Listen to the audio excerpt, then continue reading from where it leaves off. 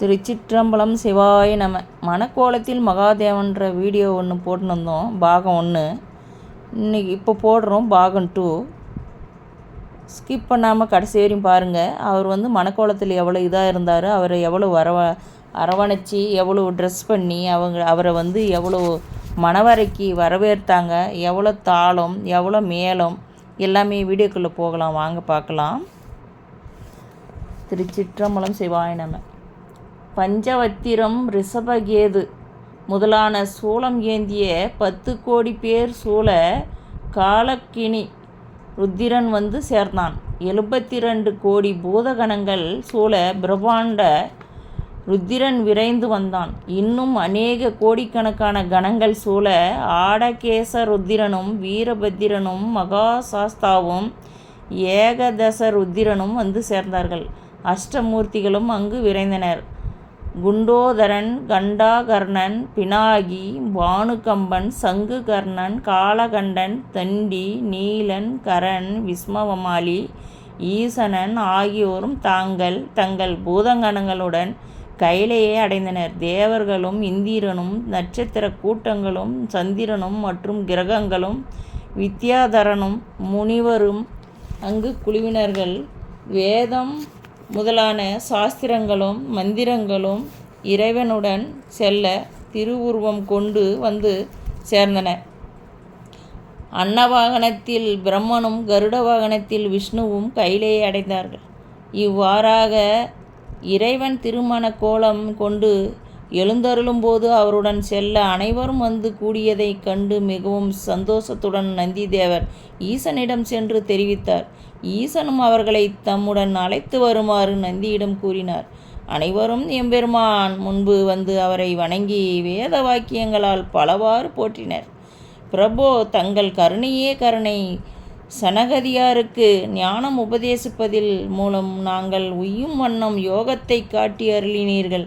இப்போது எங்களுக்கு போகத்தை தருவதாக யோகியாயிருந்து திருமணம் செய்து கொள்ள இசைந்தீர்கள் போலும் தங்களுடைய திருமண கோலத்தை கண்டு கழிக்க நாங்கள் காத்திருக்கிறோம் என்று தெரிவித்து கொண்டனர்.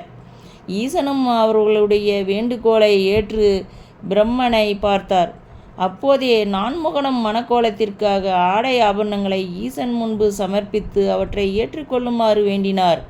மகாதேவனும் அப்பொருளை தமது திருக்கரத்திலே தொட்டு அருளி, நான்முகா, நீ அன்புடன் கொணர்ந்த ஆடை ஆபரணங்களை நான் அணிந்து கொண்டார் போல் மகிழ்ச்சி அடைகிறேன் என்று கூறினார்.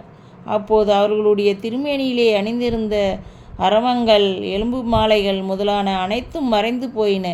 பொன்னாபரணங்கள் பூண்ட திருமேனியுடன் இறைவன் காட்சி தந்தார். அந்த அற்புதத்தை கண்ட அனைவரும் ஈசனை போற்றி கொண்டாடினார்கள். ஈசன் புறப்பட்டு செல்ல வேண்டிய நேரம் நெருங்கியது. அவருடைய திருவுள்ளத்தை உணர்ந்த நந்திகேஸ்வர் வெளியே அங்கு கூடியிருந்த பூதகணங்களை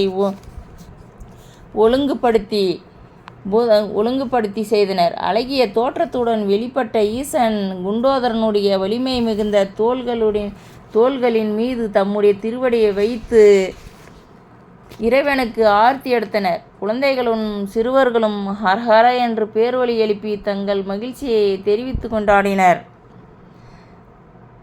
வேதங்கள் அஷ்டமங்கல பொருட்கள் ஏந்தி வந்த ஈசனை வரவேற்றனர். ரிஷபத்தில் மீது ஏறி அமர்ந்தார். ஹரஹர என்று வாழ்த்தொலி கிளம்பியது. பேரிகை, கொக்கரை, சல்லிகை, கரலை, பிலி, சாரிகை, உடுக்கை, மத்தளம், குடமுலா, தபாரி, காகலம், ஊதுகொம்பு முதலான வாத்தியங்கள் பேரொலியை எழுப்பின. கையிலே பொன் பிரம்பு தாங்கி நந்தி முன்னதாக வழிகாட்டி சென்றார். பூதகணங்கள் ஈசன் திருநாமத்தை பலவாறு ஓதிகணங்களாய் அவருக்கு பின்னால் அணிவகுத்து சென்றார். கொடிகளும் தோரணங்களும் ஆங்காங்கே பலர் ஏந்தி அந்த கூட்டத்தில் அழகு தந்தனர். ஈசனுக்கு இருபுறங்களும் பிரம்மனும் விஷ்ணுவும் வந்தனர். சூரியனும் சந்திரனும் கவிதை தாங்கினர். வருணன் குளிர்ந்த நீரை திவலைகள் நாற்புறமும் சிதற விழா செய்தனர். இந்திரன் ஆலாவட்டம் பிடித்து வந்தான். இவ்வாறாக அந்த கூட்டம் ஈமானுடைய அரண்மனையை நோக்கி புறப்பட்டது. அது ஊர்ந்து செல்லும்போது எழுந்து தூசுகள் வானை மறைத்தன. வாத்திய கோஷங்களும் நாம கோஷங்களும் கேட்பவருடைய செவிகளே தேன் பாய செய்தன. தும்புருவும் நாரதரும் யாழவனும் வேதிய வாக்கியங்களை பாடினர். முனிவர்கள் பலவித ஸ்தோத்திரங்களில் இறைவனை உள்ளத்தை மகிழ செய்து கொண்டு அவரை பின்தொடர்ந்து வந்தனர். இவ்வளவு மரியாதையும் இவ்வளவு செல்வாக்கும் அவருக்கு கிடைத்தது. அப்போது அவருடைய மணக்கோலத்தை மகாதேவனுடைய மணக்கோலம் எவ்வளவு சிறப்பாக இருந்தது பாருங்கள்.